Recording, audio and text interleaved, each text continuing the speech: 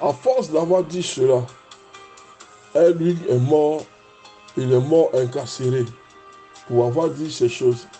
Et lui a payé le plus fort pour avoir dit la vérité. Il a été privé de sa liberté physique. Et lui a préféré la liberté que lui apportait la vérité des enseignements de Jésus-Christ. Notre foi ne doit pas rester superficielle, mais elle doit s'approfondir. Elle doit connaître une certaine maturité. Et cette maturité s'exprime par une acceptation non seulement de qui est Jésus, notre Sauveur et le Fils de Dieu, mais aussi par un engagement envers la vérité de ces enseignements lorsqu'elle nous procure la liberté. Si nous marchons, nous acceptons le Christ, nous devons aussi accepter ses enseignements. Nous devons grandir dans la foi et nous devons connaître une maturité, une élévation par l'enseignement de Christ.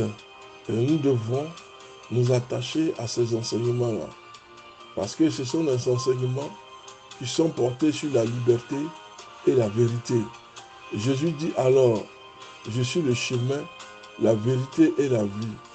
Jean 14, le verset 6. Si nous nous sentons prisonniers aujourd'hui des mensonges que nous avons pu dire ou accepter de la bouche des autres, tournons-nous aujourd'hui de nouveau vers le vrai chemin qu'est Jésus et ses enseignements et réalignons-nous sur la vie et sur la vérité afin de pouvoir connaître une véritable vie. Le mensonge ne doit pas caractériser un enfant de Dieu. Il n'y a que le diable qui a péché dès le commencement. La grâce et la vérité sont venues avec Jésus de Nazareth.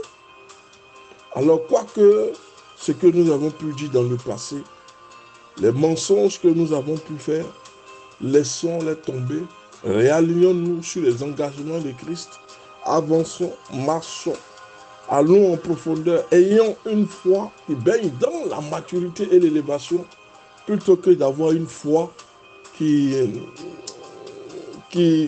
foi remplie de doutes, une foi remplie de peur, une foi qui ne capte rien du tout. La véritable foi, c'est celle qui se soumet au Christ et qui lit sa vérité et qui marche dans l'engagement de la vérité et qui ne prêche et qui n'enseigne que la vérité. Il est nécessaire ce soir de réaligner notre vie sur la vérité pour connaître enfin la vraie vie. Nous ne pouvons, c'est vrai, pas revenir en arrière dans notre passé, mais nous pouvons prendre un nouveau départ en nous repentant de ne pas avoir eu le courage ou en marchant dans l'intégrité. C'est vrai qu'on ne peut plus revenir en arrière, mais on peut prendre un nouveau départ. Tout est possible avec le Seigneur. Ne vous sentez pas prisonnier. Si hier c'était la colère qui vous envahit, aujourd'hui le mensonge, alors nous devons réorienter notre vie, réaligner notre vie, redonner notre vie au Seigneur, marcher dans sa parole. Sa parole n'est que plus vérité. Et c'est en cela que nous devenons de véritables disciples. Nous devons prendre un nouveau départ en passant par la repentance. Nous devons avoir le courage.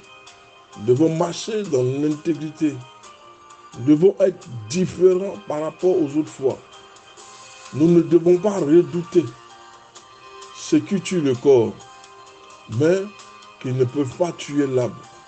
Nous devons plutôt redouter celui qui peut faire périr l'âme et le corps en enfer. N'ayez donc pas peur. Nous valons beaucoup plus que des moineaux. Nous sommes importants devant les yeux de l'Éternel. L'Éternel attend maintenant que nous prenions un nouveau départ avec lui. Que Dieu nous bénisse. Pasteur Sam.